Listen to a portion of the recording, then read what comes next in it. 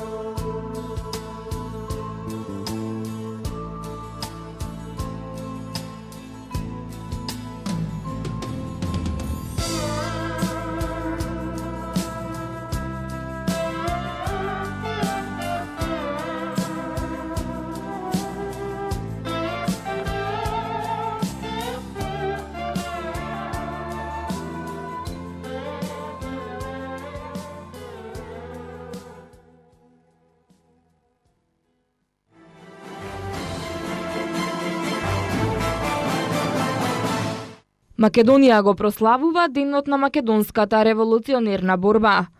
Панорамското разгледување на Скопје со нов возен ред. На 2 ноември, 5-та поред тортијада во Вероцентар.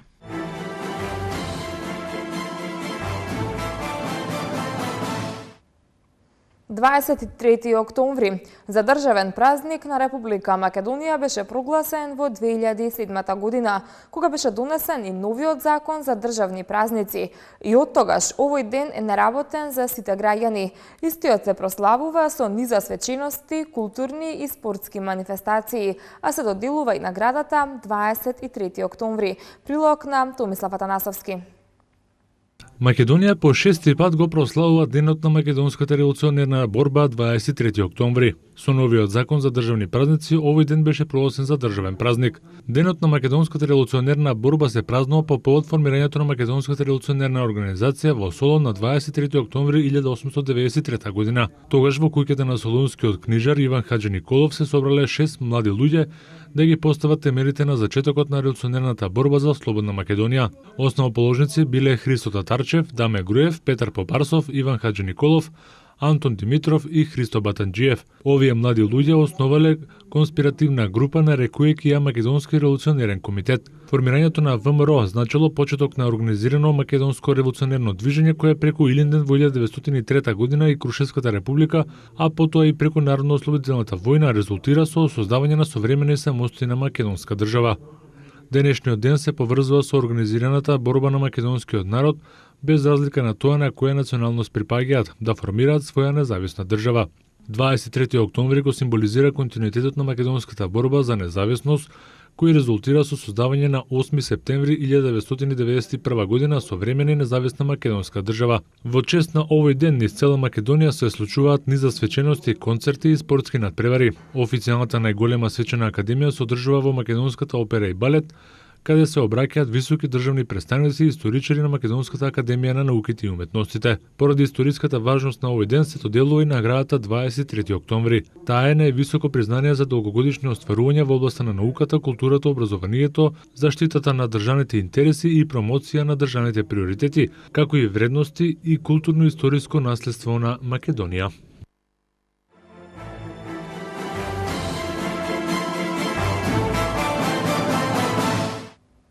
Градот Скопје со 48.000 евра ќе ја помогне изградбата на новопроектираната улица во насилбата Хиподром 2, која се смета за приоритет во овој дел од градот. За реализацијата на оваа одлука, градоначалникот на град Скопје Куца Трајановски ќе склучи договор со градоначалникот на општина Газибаба Тони Трајковски во согласност со законот за меѓуопштинска соработка. На 8 октомври почна да се реализира изградбата на влезната главна улица во новата населба Хиподром. Таа ќе биде долга 700 и широка 7 метри. Во моментот се врши трасирање, а за 1 месец ќе биде тампонирана. Во тек е изработка на проекти за водоводна и на фекална канализација, пошто ќе почне изградбата на водоводната мрежа со изработка на јазли за сите споредни улици. Дури потоа, улицата ќе се асфалтира, објасни Емилија Кипровска, портпарол во Газибаба. Во населбата Хиподром 2 од 300 локации со државно градежно земјиште, до сега на продажба се објавени и продадени 70 парцели. Наместо во 17 часот, панорамскиот автобус од пред порта Македонија ќе тргнува во 13 часот. Туристичкото разгледување нема да изостане ниту во зимските денови, но тогаш наместо со панорамски разгледувањето ќе се одвива со двокатен затворен автобус. Панорамското разгледување на градот, кое е се попопуларно за туристите, но и за жителите на Скопје, има нов возен ред.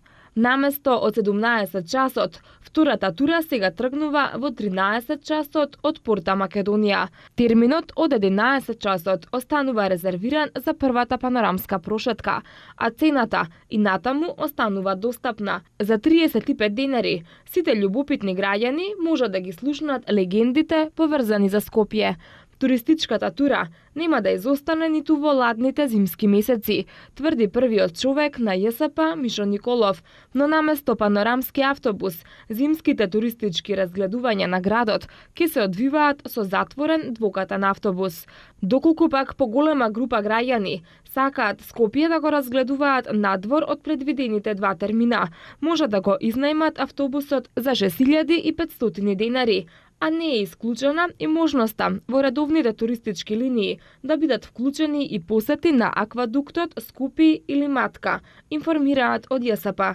Туристичката тура ги води патниците по улицата Димитрije Чупаски, десно по коловозот на Свети Климент Охридски покрај Соборниот храм, владата на Република Македонија, па преку мостот Гоце Делчев до Калето и назад до порта Македонија. За време на разгледувањето, туристичкиот водич на туристите им раскажува многу легенди, поврзани со настанувањето на името на реката Вардар, за 7 порти на Скопје, за легендата за јунакот кој го победил злобниот волшебник, а од неговата пот се создала вода која наполнила делови од планината во дно и многу други митски приказни.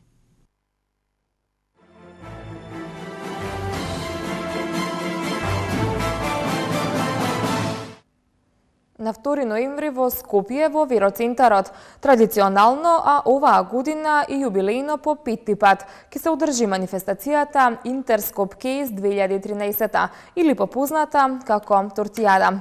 Манифестацијата е во организација на хуманитарната организација Ангелчиња во соработка со град Скопје.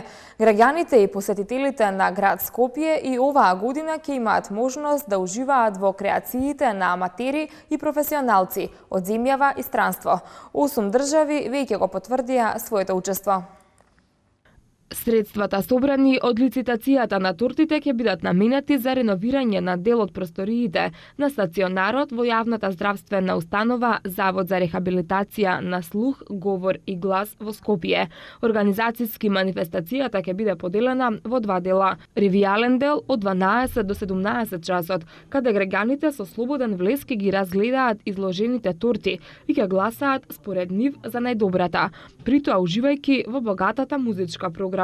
Официјалниот дел во 17 часот ќе го отвори градоначалникот на град Скопје, Гоце Трајановски. На официјалниот дел ќе се лицитираат и ќе се прогласат најдобрите торти, а воедно и ќе се прогласат победничките торти во двете категории, кои ќе бидат наградени со символични награди. Со одлука на Советот на град Скопје, Градската библиотека Браќа Милодиновци доби нов книжевен фонд на трајно користење во согласност со потребите на јавната установа.